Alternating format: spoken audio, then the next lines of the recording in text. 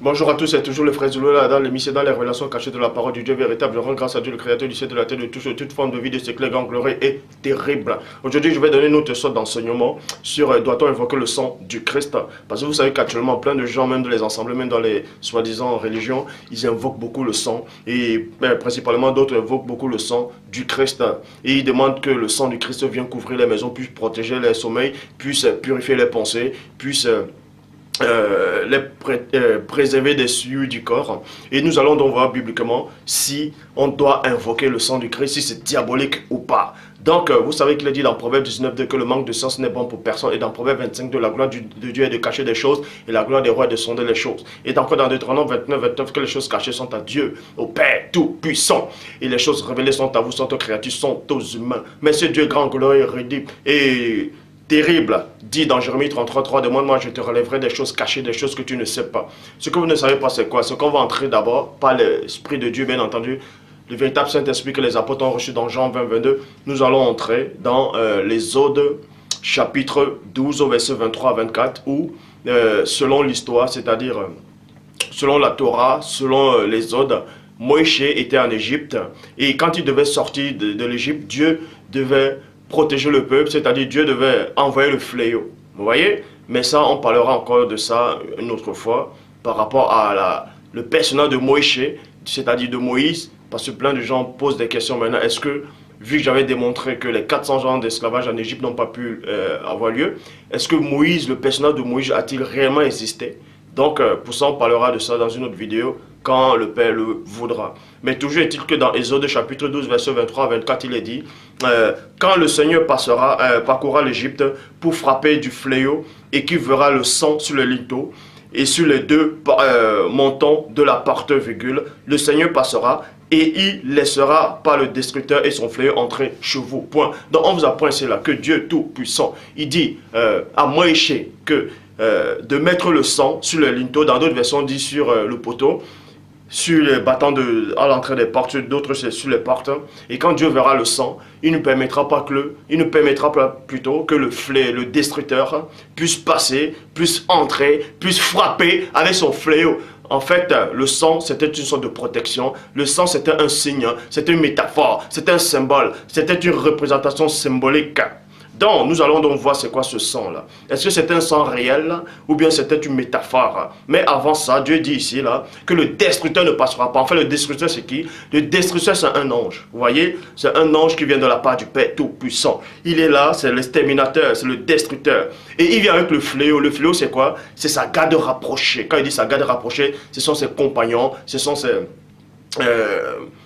lieutenants si vous voulez. Donc le destructeur c'est un ange en chef qui est devant, et le fléau, ce sont ses soldats. Donc quand ils viennent, ils commencent à frapper. Mais là, c'est spirituel. Là. Donc, pour ça, et ensuite Dieu dit ici, là, vous observerez cela comme une prescription pour vous et pour vos enfants à perpétuité. À perpétuité. Point. Donc, la perpétuité, c'est quoi? C'est pour toujours. Donc, la perpétuité, là, il n'y a pas de fin. Donc, est-ce que c'est pour ça que ceux qui se disent chrétiens actuellement vont toujours invoquer le sang du Christ, soi-disant, ils vont dire, oui, mais sa perpétuité. Nous allons donc voir pourquoi Dieu dit à perpétuité et pourquoi maintenant, soi-disant, le sang du Christ a purifié déjà. Et pourquoi est-ce qu'on ne doit plus mettre le sang sur les portes? Pourquoi on ne doit plus... Parce que Paul dit, abstenez-vous de toute espèce de sang. Nous allons donc voir ce sang-là, qu'est-ce que ça représente. Donc, dans Exode chapitre 12, Exode, bon... Dans Exode chapitre 12 verset 13, il est dit, le sang vous servira de signe. Le sang vous servira de signe sur les maisons où vous serez. Je verrai le sang et je passerai par-dessus vous et il n'y aura point de plaie qui vous détruise quand je frapperai le pays d'Égypte. Vous voyez? Quand je frapperai le pays d'Égypte. Et c'est quoi le sang? Le sang représente quoi? Nous allons voir ça dans Lévitique chapitre 17 au verset 11 qui dit car l'âme de la chair est dans son sang. Verset 14, car l'âme de toute chair, c'est son sang qui est en elle. Donc, vous devez savoir ici que quand Dieu dit à Moïse de mettre le sang sur le linteau, sur les bois, sur le poteau, c'est-à-dire sur la partant. Ce sang-là, ce n'est pas un sang physique. Vous voyez, ce sang-là, c'est une métaphore, c'est une représentation symbolique. Ce sang signifiait quoi? C'est quelqu'un, c'est l'âme de quelqu'un, c'est-à-dire c'est une personne, parce que l'âme correspond au sang. Vous voyez, c'est une personne qui devait se mettre à la brèche, qui devait intervenir pour les Hébreux. Pour les Hébreux, pour le peuple de Dieu, ce sang-là représente un individu, représente une personne de Dieu qui se tient à la brèche. C'est pour ça qu'il est dit dans Ézéchiel chapitre 22, Ézéchiel chapitre 22 verset 30 qui dit « Je cherche parmi vous un homme qui élève un mur, qui se tienne à la brèche. » Et la brèche, c'est quoi la définition de brèche? C'est entaille ouverture faite dans un mur, vous voyez, c'est une entaille. Dans une entaille, même sur un poteau, il y a une brèche, on fait un trou. C'est pour ça que Dieu dit d'abord dans Exode chapitre 12 verset 23 à 24 que vous devez prendre le sang et mettre sur le mur, c'est-à-dire sur les poteaux. Et on sait que souvent les poteaux, il y a de la brèche. Donc, et Dieu dit qu'il cherche quelqu'un qui va se tenir à la brèche. Donc, c'est l'âme qui représente le sang. Donc, c'est quelqu'un qui devait se tenir à la brèche devant Dieu pour que l'exterminateur ne frappe pas. Est-ce que vous comprenez? Bon, devant moi, en faveur du pays, afin que je ne le détruise pas, mais je n'en trouve point. Psaume 103, verset 23. Et il parlait de les exterminer, mais Moïse, son élu, se tint à la brèche devant lui pour détourner sa fureur et l'empêcher de les détruire. Donc, pour ça, nous allons aller dans Hébreux chapitre 10 au verset 4 à 5 qui dit « Car il est impossible, vous voyez, car il est impossible que le sang des taureaux et des boucs ôtent les péchés. C'est pourquoi Christ, en entrant dans le monde, dit « Tu n'as voulu ni sacrifice ni offrande, mais tu m'as formé un corps. » Vous voyez. Et dans Hébreux chapitre 2 au verset 14, il est dit « Ainsi donc, puisque les enfants participent au sang et à la chair, il a également participé lui-même, afin que par la mort, il anéantisse celui qui a la puissance de la mort, c'est-à-dire le diable. » Donc, on va, je vais m'arrêter dans la virgule et entrer dans les profondeurs. Premièrement, vous savez qu'il y a plein de ceux qui sont autoproclamés pasteur, révérend, bishop, maréchal, même les archéologues, les physiciens, bon, pas les physiciens, les archéologues, les biblistes, plein de certains scientifiques dans le monde des croyants, essayent de parler du Christ, sans toutefois connaître le mystère réellement du Christ. Et la question que moi j'aimerais vous poser, c'est quoi? Elle est tout simple. Pourquoi c'est le Christ qui est venu sauver l'humanité? Pourquoi c'est le Christ qui est venu sauver son peuple? Pourquoi Dieu a choisi le Christ? Pourquoi Dieu n'a pas envoyé un ange? Pourquoi Dieu n'a-t-il pas envoyé un ange, un chérubin, un archange, un séraphin, trône d'unité, domination, autorité ou un ophanime? Ou c'est-à-dire pourquoi Dieu n'a pas envoyé le deuxième né ou le troisième né pour sauver l'humanité? C'est-à-dire comme le Christ l'a fait. Pourquoi tout simplement Dieu n'a pas choisi un homme sur la terre qui ne vient pas du ciel, mais un humain simple qui est mort, c'est-à-dire qui est né sur la terre pour sauver l'humanité? Puisque Adam n'est pas né dans le ciel, Adam est homme à 100%. Donc, si Adam était homme et il a péché, pourquoi donc Dieu va envoyer un être spirituel qui va prendre un corps physique? Dieu aurait pu aussi envoyer un humain aussi sur la terre. Puisque c'est un humain qui a péché, il aurait aussi dû envoyer aussi un humain, sûrement. Parce que j'ai entendu ces genres de discussions où les gens disaient Christ était le seul qui pouvait faire cette mission. Parce que si Dieu envoyait un ange, l'ange allait échouer. Et je vous dis que c'est faux. Je dis bien, je vous dis que c'est faux. On va vous donner la révélation. Pourquoi c'est Christ qui est descendu? Pourquoi pas le deuxième né? Ou un ange ou une autre sorte d'entité? Pourquoi Dieu n'a-t-il pas choisi un prophète sur la terre pour mourir directement? Bon, c'est très simple, vous voyez.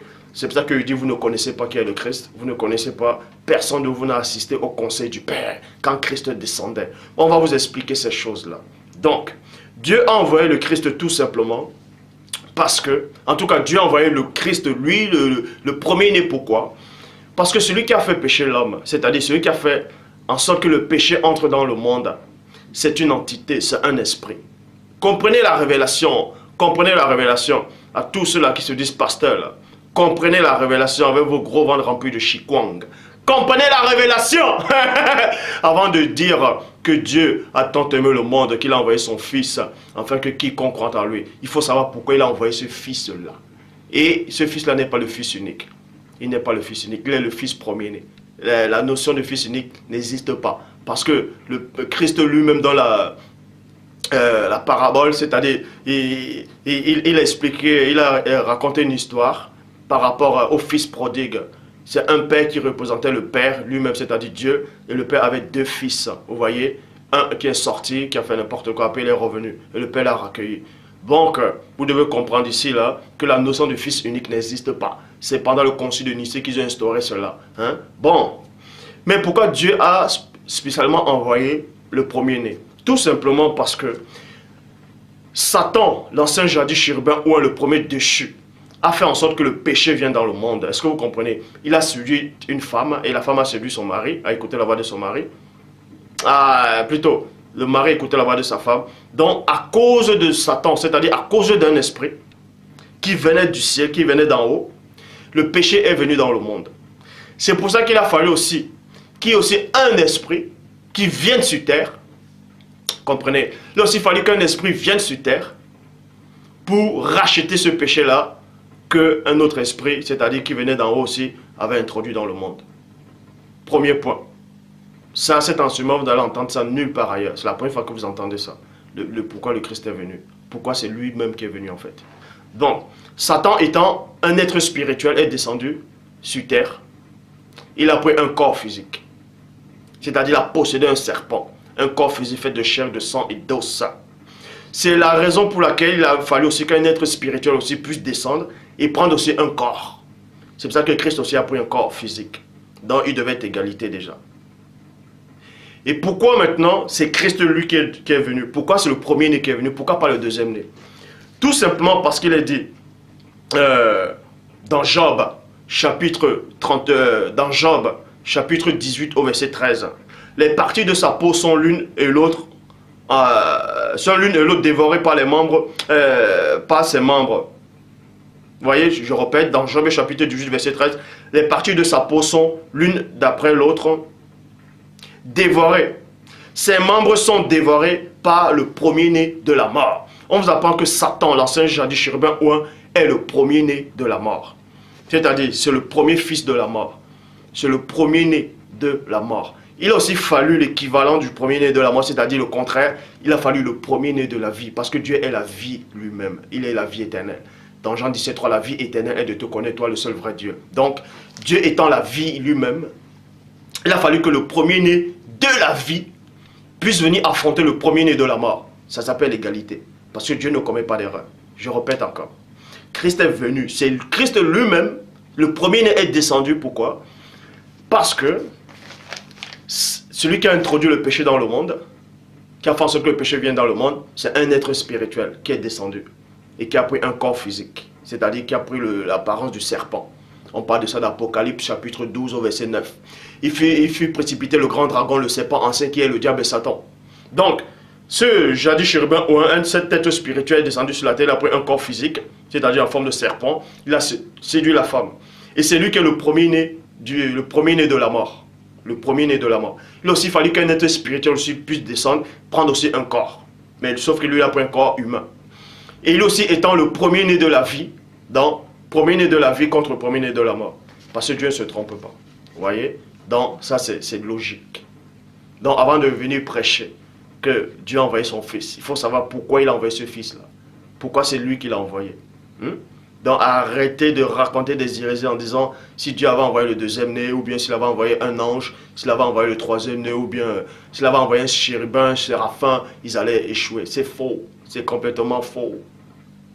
C'est complètement faux. On vient de vous expliquer pourquoi c'est Christ lui-même qui est descendu. Ça, c'est logique. Vous voyez? Donc, pour ça, nous allons donc continuer sur le son. Hébreux, chapitre 9, au verset 11 à 14, qui dit « Mais Christ étant venu comme souverain sacrificateur des biens à venir. » Vous voyez, virgule. Christ étant venu, il est venu comment? Vous voyez cela dans Philippiens 2, 5 à 9. Ayant les sentiments qui étaient au premier-né, lequel existant en forme de Dieu, n'a point regardé comme il peut arracher d'être égal à Dieu, mais c'est dépouiller lui-même. Dépouiller, c'est quoi? C'est d'enlever sa divinité. Se dépouiller, c'est quoi? C'est d'enlever sa puissance. C'est dépouiller lui-même en prenant une forme de serviteur, en devenant semblable aux hommes, ayant paru comme un simple homme. Donc, Christ ici étant venu, il est venu avec la chair et le sang. Il l'os. Donc, Christ était à 100% humain sur la terre. Vous voyez? Ayant passé par le tabernacle, plus grand et plus parfait. Il n'a point été fait de main d'homme, c'est-à-dire qu'il n'a point été de cette création. C'est-à-dire de ce monde créé, de cette création. Il est entré une fois pour toutes dans le sanctuaire, non pas avec le sang de bouc ou des taurillons, vous voyez, ou des taurillons. Dans d'autres versions, on dit veau, on dit chèvre. Les taurillons, c'est petit taureau. Bon. Mais avec son propre sang. Point. Je m'arrête d'abord dans ce point, j'entre en profondeur. Plein de gens qui n'ont aucune connaissance, aucune notion, qui se disent pasteur, révérend, bishop, apôtre, qui se disent homme de Dieu inspiré, viennent raconter des hérésies en disant, vous voyez, ce verset dit ici, là, que Christ est entré dans le ciel avec son propre sang, et là-bas, là, il a son propre sang à purifier. N'importe quoi. Ça, c'est pas ce que ce verset dit. Le verset dit plutôt que Christ est venu. Il est mort. Il a versé son sang sur la terre. Et plus tard, il est reparti, il est entré dans ce sanctuaire. Est-ce que vous comprenez? On va mieux vous expliquer. Car, bon, je répète, c'est ainsi qu'il a obtenu une rédemption éternelle.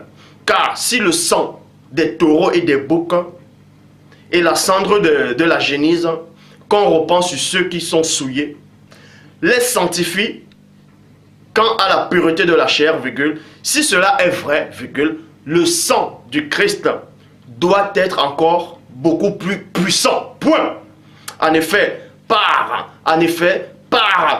l'Esprit Saint, le Christ s'est offert lui-même à Dieu comme une victime sans défaut. Ainsi,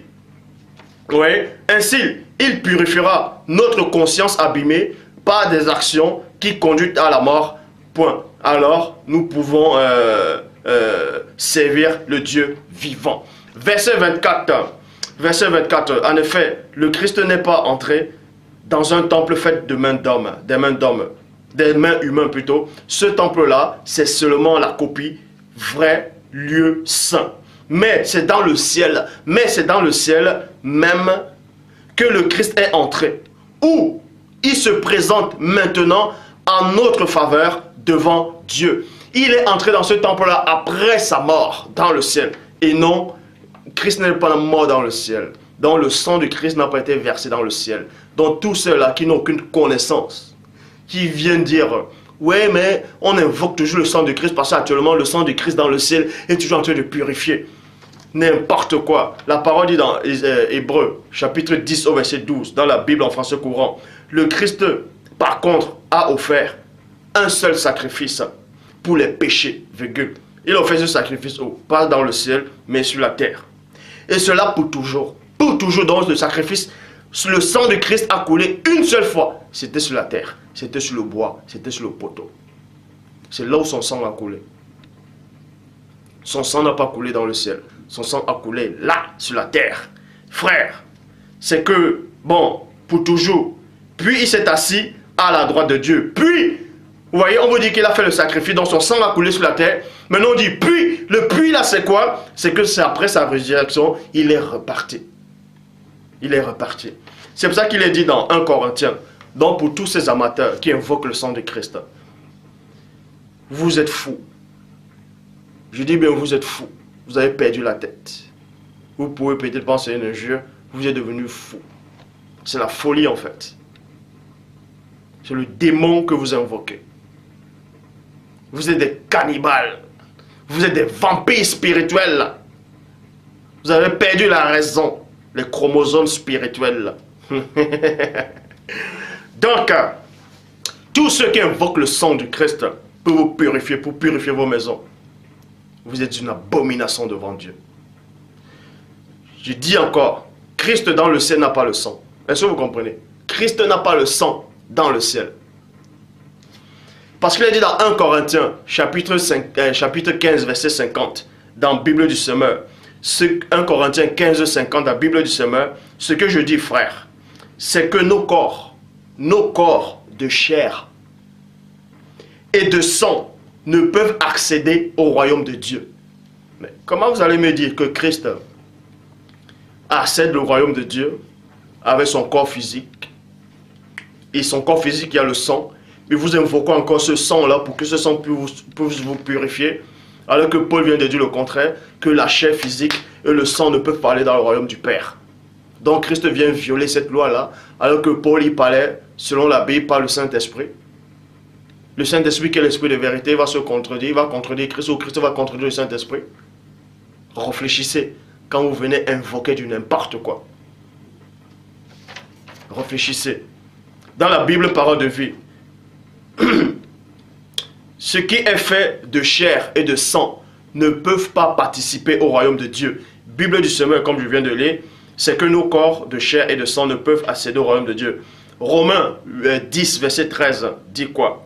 Quiconque invoquera le nom du Seigneur sera sauvé, et non quiconque invoquera le sang. Vous voyez? Quiconque invoquera le nom et non le sang. Hébreux, chapitre 12, verset 24, dans la Bible du Semeur. On vous dit quoi? Vous vous êtes approchés de Christ, virgule, le médiateur d'une nouvelle, vous voyez, d'une nouvelle, virgule, alliance, tout ça là.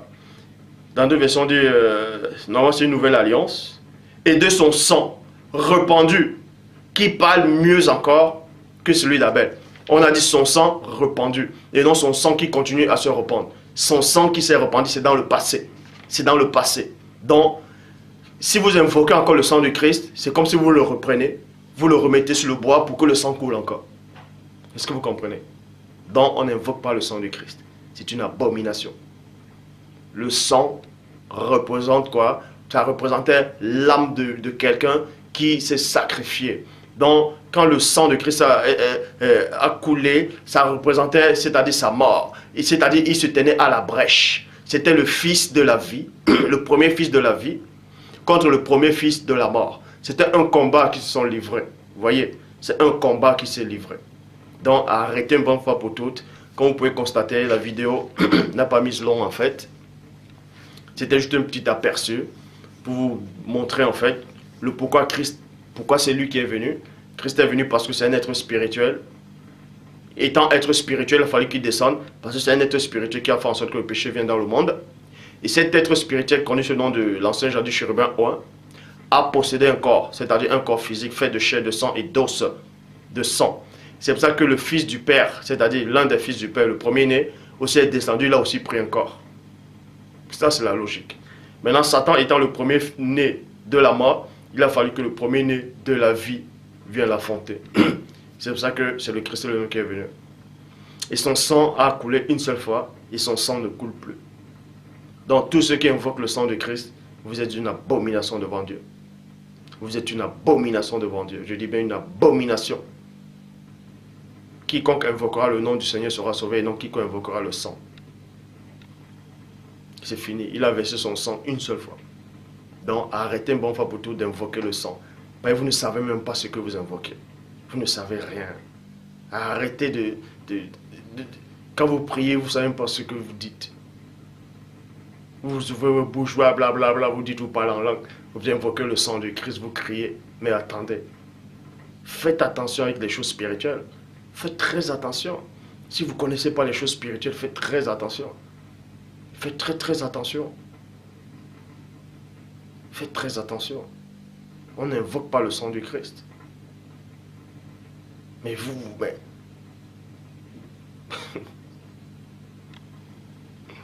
Je n'ai terminé. Que le Père soit loué.